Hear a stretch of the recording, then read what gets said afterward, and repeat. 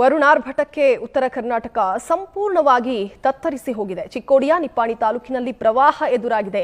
ಉತ್ತರ ಕರ್ನಾಟಕ ಭಾಗದ ದೃಶ್ಯಾವಳಿಗಳು, ಚಿಕ್ಕೋಡಿಯ ದೃಶ್ಯಾವಳಿಗಳನ್ನು ಗಮನಿಸ್ತಾ ಇದ್ದೀವಿ. ಮಳೆಯಿಂದ ಆಗಿರುವಂತಹ ಅನಾಹುತಗಳು ಒಂದೆರಡಲ್ಲ, ಎಲ್ಲಿ ನೋಡಿದ್ರೂ ಮಳೆ, ನೀರು, ರಸ್ತೆಗಳೆಲ್ಲ ಸಂಪೂರ್ಣವಾಗಿ ಜಲಾವೃತವಾಗಿದೆ. ಮನೆಗಳು ಕೂಡ ಮುಳುಗಿರೋದು. ಹೀಗಾಗಿ ಸುಮಾರು 80ಕ್ಕೂ ಹೆಚ್ಚು ಗ್ರಾಮಗಳು ಈಗ ಜಲಾವೃತ ಆಗಿದೆ. ಹಲವಾರು ಜನರು ಈಗ ಬೇರೆ ಕಡೆಗೆ ಸ್ಥಳಾಂತರ ಆಗಿದ್ದಾರೆ. ಪ್ರತ್ಯಕ್ಷ ವರದಿ ನೀಡಿದ್ದಾರೆ, ನೋಡೋಣ.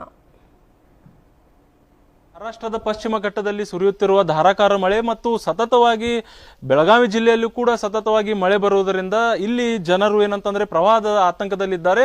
ಅದೇ ರೀತಿ ಬೆಳಗಾವಿ ಜಿಲ್ಲೆಯ ನಿಪ್ಪಾಣಿ ತಾಲೂಕು ಏನು ಗ್ರಾಮೀಣ ಭಾಗ ಇದೆ, ಗ್ರಾಮೀಣ ಪ್ರದೇಶದಲ್ಲಿ ಇರುವ ದೂಧಗಂಗಾ ಮತ್ತು ವೇದಗಂಗಾ ನದಿ ಏನಂತಾರೆ ಉಕ್ಕು ಹರಿಯುತ್ತಿದ್ದರಿಂದ ಸಾಕಷ್ಟು ಗ್ರಾಮಗಳು ಪ್ರವಾಹದಲ್ಲಿ ಸಿಲುಕಾಕೊಂಡಿದ್ದಾವೆ. ಅದೇ ರೀತಿ ನಾವಿಂದು ಏನಂತಂದ್ರೆ ಬೆಳಗಾವಿ ಜಿಲ್ಲೆಯ ನಿಪ್ಪಾಣಿ ತಾಲೂಕಿನ ಹುನ್ನರ್ಗಿ ಗ್ರಾಮದಲ್ಲಿದ್ದೇವೆ. ಇಲ್ಲಿ ಏನಂತಂದ್ರೆ ವೇದಗಂಗಾ ನದಿ ಉಕ್ಕಿ ಹರಿಯುತ್ತಿದೆ ಮತ್ತು ಸುಮಾರು 30,000 ಕ್ಯೂಸೆಕ್ನಷ್ಟು ಒಳ ಹರಿವಿರುವುದರಿಂದ ಹುನ್ನರ್ಗಿ ಗ್ರಾಮ ಸಂಪೂರ್ಣ ಏನಂತಂದ್ರೆ ಭಾಗಶಃ ಜಲಾವೃತಗೊಂಡಿದ್ದು ಮತ್ತು ಸಾಕಷ್ಟು ಹೊಲ ಗದ್ದೆಗಳಲ್ಲಿ ನೀರು ಬಂದಿರೋದು ತಾವು ಈಗ ದೃಶ್ಯಾವಳಿಯಲ್ಲಿ ನೋಡ್ತಾ ಇರಬಹುದು. ಈ ಗ್ರಾಮದ ಏನೊಂದು ಹೊಲ ಗದ್ದೆ ಆಗಿರ್ಬೋದು ಮತ್ತೆ ಊರಿನ ಏನಂತಂದ್ರೆ ಬೌಂಡ್ರಿ ಪ್ರದೇಶ ಏನಿದೆ, ಬೌಂಡ್ರಿ ಪ್ರದೇಶದಲ್ಲಿ ಸಾಕಷ್ಟು ನೀರು ನಿಂಗಿದೆ ಮತ್ತು ಗ್ರಾಮದ ಏನು ಪ್ರಸಿದ್ಧ ಒಂದು ದೇವಸ್ಥಾನ ಇದೆ, ಆ ದೇವಸ್ಥಾನದ ಸಂಪೂರ್ಣ ಏನಂತಂದ್ರೆ ಜಲಾವೃತಗೊಂಡಿದ್ದು. ಹಾಗಾಗಿ ನಿಪ್ಪಾಣಿ ತಾಲೂಕಿನಲ್ಲಿ ಈಗಾಗಲೇ ಜಿಲ್ಲಾಡಳಿತ, ಬೆಳಗಾವಿ ಜಿಲ್ಲಾಡಳಿತ ಅಲರ್ಟ್ ಘೋಷಣೆ ಮಾಡಿರಲಾಗಿ ಸಾಕಷ್ಟು ಏನಂತಂದ್ರೆ ಮುಂಜಾಗ್ರತಾ ಕ್ರಮಗಳನ್ನು ವಹಿಸೋದು. ತಾವೀಗ ನೋಡ್ತಾ ಇರಬಹುದು ಶ್ರೀ ಲಕ್ಷ್ಮೀನಾರಾಯಣ ದೇವಸ್ಥಾನ ಯಾವ ರೀತಿ ನೀರಲ್ಲಿ ಮುಳುಗಡೆ ಆಗಿದೆ ಅಂತ. ಇದೇ ರೀತಿ ಏನಂತಂದ್ರೆ ಹುಮ್ಮನರ್ಗಿ ಗ್ರಾಮದ ಏನು ಒಂದು ಸುಮಾರು 30ರಿಂದ 40 ಮನೆಗಳು ಪ್ರವಾಹದಿಂದ ಪೀಡಿತರಾಗಿರೋದ್ರಿಂದ ಅಲ್ಲಿರುವ ಜನರನ್ನು ಇಲ್ಲಿಯ ಏನು ನಮ್ಮ ತಾಲೂಕು ಆಡಳಿತ ಏನಿದೆ ಅವರನ್ನು ಸ್ಥಳಾಂತರ ಮಾಡುವ ಮುಖಾಂತರ ಮುಂಜಾಗ್ರತಾ ಕ್ರಮವನ್ನು ಕೈಗೊಂಡಿದೆ. ಸುಮಾರು 50 ಕುಟುಂಬಗಳನ್ನು ಈಗಾಗಲೇ ರಕ್ಷಣೆ ಮಾಡಿ ಏನಂತಂದ್ರೆ ಸ್ಥಳೀಯ ಕಾಳಜಿ ಕೇಂದ್ರಕ್ಕೆ ಇಲ್ಲಿಯ ಅಧಿಕಾರಿಗಳು ಶಿಫ್ಟ್ ಮಾಡಿರುವಂತದ್ದು. ಅದೇ ರೀತಿ ನಮ್ಮ ಪವರ್ ಟಿವಿ ಜೊತೆ ಮಾತನಾಡಲಿಕ್ಕೆ ಇಲ್ಲಿಯ ಸ್ಥಳೀಯ ತಹಶೀಲ್ದಾರ್ ಒಬ್ಬರಿದ್ದಾರೆ. ಆ ತಹಶೀಲ್ದಾರ್ ಅವ್ರನ್ನೇ ಕೇಳೋಣ ಬನ್ನಿ, ಯಾವ ರೀತಿ ಇಲ್ಲಿ ಪ್ರವಾಹ ಪರಿಸ್ಥಿತಿ ನಿರ್ವಹಣೆ ಕಾರ್ಯ ಕೈಗೊಂಡಿದ್ದಾರೆ ಅಂತ.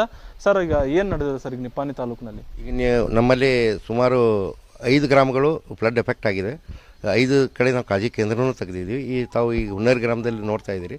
ಇದು ಪ್ರವಾಹದ ಒತ್ತಿನ ನೀರು ಸಾಕಷ್ಟು ನಮ್ಮ ಗ್ರಾಮದಲ್ಲಿ ಒಳಗೆ ಬಂದಿದೆ.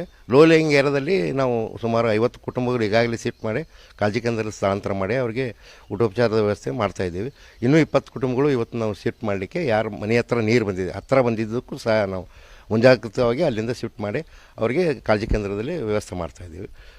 ಯಾವ ರೀತಿ ಯಾವುದೇ ರೀತಿಯ ಇದು ಪ್ರವಾಹ ಇದ್ದರೂ ಸಹ ಅದನ್ನು ಎಲ್ಲ ರೀತಿಯಿಂದ ಇದು ಮಾಡಲಿಕ್ಕೆ ನಾವು ಅಂದರೆ ನಾವು ಎದುರಿಸಲಿಕ್ಕೆ ಸಿದ್ಧ ಇದ್ದೀವಿ. ಯಾವುದೇ ತೊಂದರೆ ಇಲ್ಲ. ಈಗ ಸ್ಥಳದಲ್ಲಿ ಏನು NDRF ಹಾಗೂ SDRF ತಂಡಗಳನ್ನು ನೀವು ಚರ್ಚೆ ಮುಖಾಂತರ ಮೊನ್ನೆ ಕೂಡ ಚಿಕ್ಕೋಡಿ ತಾಲೂಕಿನಲ್ಲಿ ಕೂಡ ಅವ್ರು ಬಂದಿದ್ರು, ಇಲ್ಲಿಯೂ ಕೂಡ ಅವರನ್ನು ನಿಯೋಜನೆ ಮಾಡಿದ್ದೀರಾ? ಅಲ್ಲಿ NDRF ತಂಡ ಈಗ ಚಿಕ್ಕೋಡಿಯಲ್ಲಿ ಇದ್ದಾರೆ.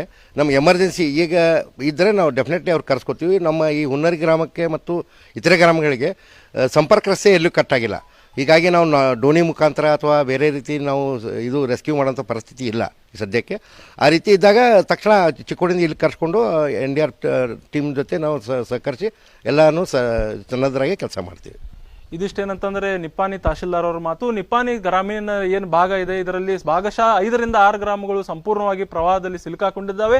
ಹಾಗಾಗಿ ಎಲ್ಲ ಗ್ರಾಮಗಳಲ್ಲಿ ಈಗಾಗಲೇ ಕಾಳಜಿ ಕೇಂದ್ರವನ್ನು ಸ್ಥಾಪಿಸಲಾಗಿದೆ ಮತ್ತು ಆದಷ್ಟು ಕುಟುಂಬಗಳನ್ನು ರಕ್ಷಣೆ ಈಗಾಗಲೇ ಮಾಡಲಾಗಿದೆ. ಇವತ್ತು ಕೂಡ ನಾವು ಎಲ್ಲ ರೀತಿಯ ರಕ್ಷಣೆ ಕಾರ್ಯವನ್ನು ಮುಂದುವರಿಸ್ತೇವೆ ಅಂತ ಇಲ್ಲಿ ತಹಶೀಲ್ದಾರ್ ಮಾಹಿತಿ ನೀಡುವಂಥದ್ದು. ಕ್ಯಾಮರಾ ಪರ್ಸನ್ ಸಚಿನ್ ಜೊತೆ ಸಿದ್ದೇಶ್ ಪುಟಾನೆ.